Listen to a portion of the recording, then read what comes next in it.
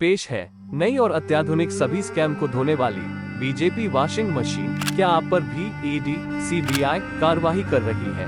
Don't worry, BJP washing machine use करो और अपने पुराने दाग धब्बे धो डालो।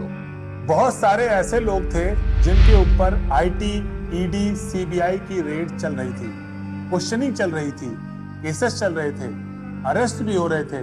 यहाँ तक तो सब ठीक था भाई साहब। इन्होंने कोई ना कोई गड़बड़ी या घोटाला तो किया ही होगा, तभी ना इनके ऊपर कोई केस चल रहा है। लेकिन अचानक से देखने को ये मिलता है कि वो कुछ सालों के बाद जब बीजेपी ज्वाइन कर लेते हैं तो यहाँ तक भी सब ठीक था।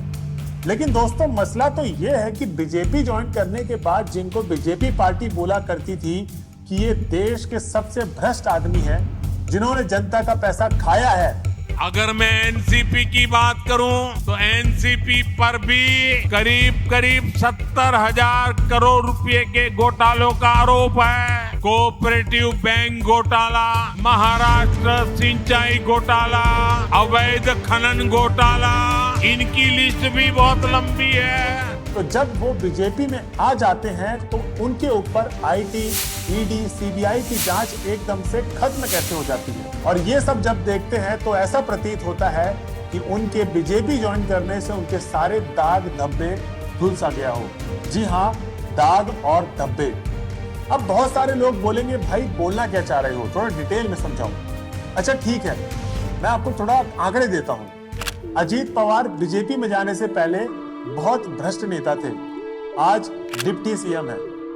एकनाथ शिंदे बीजेपी में जाने से पहले बहुत भ्रष्ट थे, आज महाराष्ट्र के सीएम है। ज्योतिरादित्य सिंधिया बीजेपी में जाने से पहले बहुत भ्रष्ट थे, आज केंद्रीय मंत्री हैं। हार्दिक पटेल बीजेपी में जाने से पहले बहुत भ्रष्ट थे, आज युवा नेता है। हेमंत बिस्वा शर्मा बीजेपी में जाने से पहले बहुत भ्रष्ट थे, आज असम के सीएम हैं।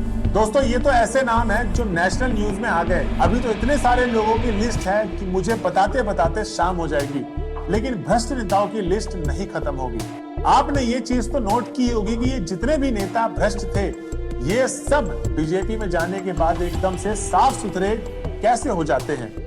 कहीं ना कहीं यहाँ एक पैटर्न देखने को मिलता है दोस्तों, कि मोदी गवर्नमेंट के अंदर 95% पॉलिटिशियन जिनके ऊपर केसेस चल रहे थे ईडी, सीबीआई, आईटी के, वो ऑपोजिशन के थे, और सिर्फ 5% केसेस करंट गवर्नमेंट पार्टी के लोगों के ऊपर थे।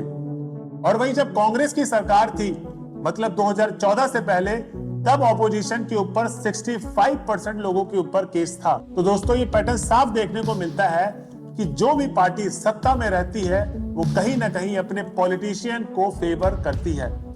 लेकिन मुद्दे की बात तो यही है कि जिनको आप सबसे ज्यादा गलत बताते हो, जिनको आप भ्रष्ट बताकर वहां की जनता को यह बताते हो कि आपका नेता भ्रष्ट है, आप इसे वोट मत दीजिएगा, और जब वही आदमी उस पार्टी में आ जाता है तब उस व्यक्ति के ऊपर से सारे भ्रष्टाचार के केसेस हट जाते हैं, मानो कि वॉशिंग मशीन में जाकर वो साफ हो गया हो, उसने अपने सारे पाप धो लिए। दोस्तों, आप एक बार ये फैक्ट देखिए कि 35,000 करोड़ रुपए के घोटाले के आरोपी जनार्दन रेड्डी बीजेपी में शामिल होते हैं, जिनके ऊपर 20 अलग अलग मामले हैं, जिनमें से 9 सीबीआई मामले चल रहे हैं। इनके ऊपर जंगल और खदानों को नष्ट करने का आरोप है, और जब ये बीजेपी में शामिल होते हैं, इन पर चल रहे सारे केसेस धीरे हो जाते हैं। और वहीं दोस्तों, फॉर्मर एमपी कांग्रेस के नवीन जिंदल, जिनके ऊपर सीबीआई और ईडी ने चार्जशीट दायर कर रखी थी, लेकिन वो मार्च 2024 में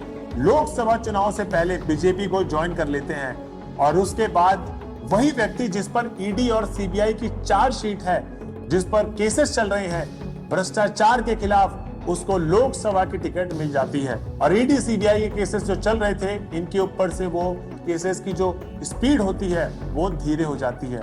और इस तरीके से अगर देखा जाए, 2014 से अब तक 23 नेता जिनके ऊपर भ्रष्टाचार के सीवियर केसेस थे, वो जब बीजेपी ज्वाइन कर लेते हैं तो उनके केसेस बंद हो जाते हैं, रद्द हो जाते हैं या ढीले पड़ जाते हैं। वह इसके ठीक उल्टा जो ऑपोजिशन में बैठे हुए, अगर हम रिसेंटली एग्जांपल की बात करें तो केजरीवाल को ही ले लीजिए, जो दिल्ली के मुख्यमंत्री थे। उनको कैसे ईडी ने 19 मार्च 2024 को पहली बार आरोप लगाया कि केजरीवाल दिल्ली शराब घोटाले में साजिश करता है, और 31 मार्च 2024 को उन्हें गिरफ्तार कर लिया गया।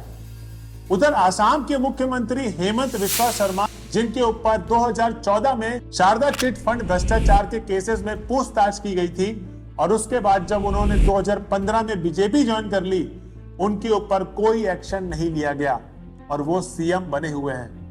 दोस्तों, अभी तक बीजेपी ने 417 लोकसभा कैंडिडेट का नाम अनाउंस किया है 2024 के इलेक्शन के लिए, जिसमें से 116 लोग तो मतलब 28% लोग दूसरी पार्टी से आए हैं बीजेपी के अंदर।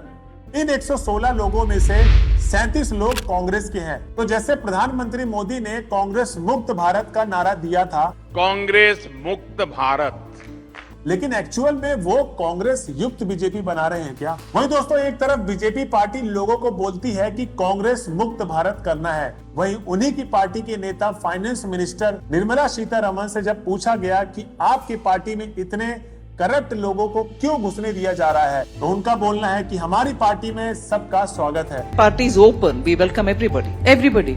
Even people who have 9 CBI cases against them. Party is welcoming everybody. वही दोस्तों, प्रॉब्लम तब स्टार्ट होती है जब पब्लिकली ये बोलता है कि नहीं, ये सब झूठ है, हमारी सरकार तो बहुत साफ सुथरी है। 2014 में प्रधानमंत्री मोदी इलेक्शन लड़ रहे थे एंटी करप्शन मुद्दे पर, और वहीं प्राइम मिनिस्टर जो पब्लिकली रैली में अशोक चौहान के खिलाफ ये कहते थे कि वो कारगिल के जवानों के साथ ऐसा कैसे कर सकते हैं। अशोक चौहान के खिलाफ कार्रवाई होगी, ये कहां तक नहीं कहा था? क्या टिकट देना ये कार्रवाई है क्या? और बेशर्मी तो देखो, करगिल के युद्ध में मां भारती की रक्षा करते करते जो शहीद हुए, क्या उनकी विधवाओं को भी लूट लेंगे? कुछ सालों के बाद उन्हीं को अपनी पार्टी में डाल लेते हैं। अशोक चौहान बीजेपी में शामिल हो रहे हैं। वही प्राइम मिनिस्टर जो ऐलान करते हैं कि वो नोटबंदी कर रहे हैं ताकि अनअकाउंटेड पैसा हमारे देश से हटा सके, और वो ऐसे लीडर को अपनी पार्टी में डालते हैं जिन पर कई सारे सीरियस करप्शन केसेस लगे हुए हैं और उनके खिलाफ सारी इन्वेस्टिगेशन बंद हो जाती है। वही प्राइम मिनिस्टर जो ये कहते हैं कि हम इलेक्टोरल बॉन्ड लेकर आ रहे हैं ताकि हमारी राजनीति से काला धन जाए। इलेक्टोरल बॉन्ड भारतीय राजनीति में से काले धन का वर्चस्व समाप्त करने के लिए लाया गया। वो सुप्रीम कोर्ट को ये भी कहते हैं कि सिटीजन के पास कोई राइट नहीं है जिनसे उनको पता चल सके कि पॉलिटिकल पार्टीज की फंडिंग कहां से होती है। मोदी ने इलेक्टोरल बॉन्ड बनाया था, इसके कारण आज आप ढूंढ पा रहे हो कि पैसा बॉन्ड किसने लिया, कहां दिया। वहीं दोस्तों, फरवरी 2018 में उन्होंने एक स्पीच दी थी जहां उनकी लाइन बहुत पॉपुलर हुई थी। भाइयों बहनों, मेरा मंत्र है, न खाता हूं न खाने दूंगा। ये लाइन इतनी पॉपुलर हो गई थी कि 2019 में एक मूवी रिलीज हुई थी, नरेंद्र मोदी, जहां विवेक ओबराय प्राइम मिनिस्टर का रोल निभा रहे थे और उन्होंने ये लाइन बोली थी, राम जी, न खाऊंगा न खाने दूंगा। पर हम आपकी बातों पर कैसे भरोसा करें जब एक दिन आप कुछ लीडर को टारगेट करते हो करप्शन पे और दूसरे दिन वही लीडर आपकी पार्टी में आ जाते हैं। तो क्या गंगा में नाला का पानी जा रहा है या फिर नाले में गंगा का पानी आ रहा है? दोस्तों, मेजर प्रॉब्लम तो ये है कि हम हमारी पॉलिटिक्स में एक मसीहा चाहते हैं। हम सबको एक पर्सनली डिक्टेटर चाहिए जो बिना बताए सारी चीजों को कर दे जो हम चाहते हैं। पर दिक्कत ये है कि इस देश में 100 करोड़ से ज्यादा लोग हैं, इनकी डिफरेंट प्रेफरेंस है, इसलिए हमें ऐसे लीडर की मांग करनी चाहिए जो इंस्टीट्यूशन में इन्वेस्ट करे, जो अपनी पावर कम करके सीबीआई, ईडी और जुडिशियली में इंडिपेंडेंस लाए। नहीं तो लीडर तो बदलता रहेगा और सिस्टम वैसा का वैसा खोखला रहेगा। अब इस चीज को देखकर आपके दो रिएक्शन हो सकते हैं। एक रिएक्शन तो ये होगा कि सिस्टम सब बेकार है, सारे नेता करप्ट हैं, मैं क्या करूं। अब दोस्तों, अगर आपका ये रिएक्शन है तो सिस्टम वैसा ही रहेगा। दूसरा रिएक्शन हमें ये समझना है कि जितना इमोशनल कई लोग आईपीएल टीम के हारने से होते हैं, अगर आप थोड़ा सा इमोशन अपनी पॉलिटिक्स और गवर्नमेंट के बारे में होंगे तो सिस्टम बदल सकता है। वोट करना आपका डिसीजन है, पर कम से कम आप दूसरे को इन्फॉर्म कर सकते हैं, अवेयर कर सकते हैं कि उनकी गवर्नमेंट, उनकी पार्टी, उनके लीडर्स कर क्या रहे हैं। अगर आपको ये वीडियो अच्छी लगी तो शेयर जरूर करिएगा दोस्तों।